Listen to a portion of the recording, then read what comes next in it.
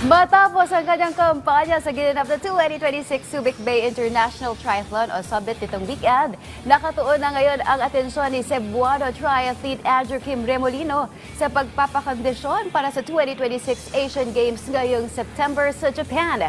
Para sa detalye, narito report ni teammate Paulo Salamatid.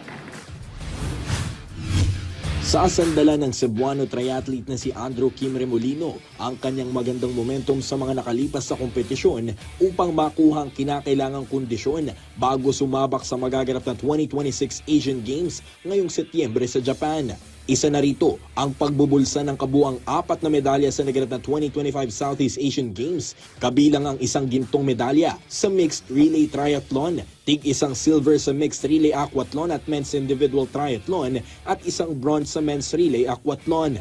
Maliban pa rito, noong nakarang buwan lamang, itinanghal bilang fastest Filipino finisher si Remolino na tumapos bilang 7th overall sa Elite Men's Aquathlon ng 2026 Asian Beach Games sa Sanya, China. Sa panayam ng PTV Sports, ibinahagi ni Remolino ang kanyang kasalukuyang kahandaan para sa Asian Games.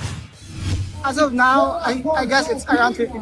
So talagang we need to work harder since I think I can do better in all the parang parts of the triathlon talaga. Sa swim, I can do better. I think I can keep up with some of the guys in front. Hopefully, matuloy-tuloy ko. And also on my run, it's getting there, it's getting better. Pero yun nga, hopefully ma-transfer ko sa Asian Games and matuloy talaga yung back to now.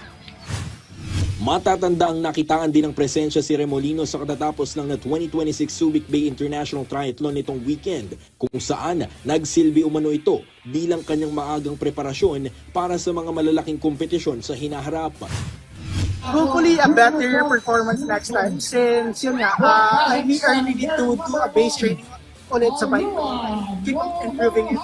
Lalo na after a very tough swim since I'm expecting a tough swim also in Osaka since it's an in-water start which is not my parang strength talaga since I'm way better at beach starts. So hopefully we can simulate it and yun nga, mas maganda yung performance coming to Osaka.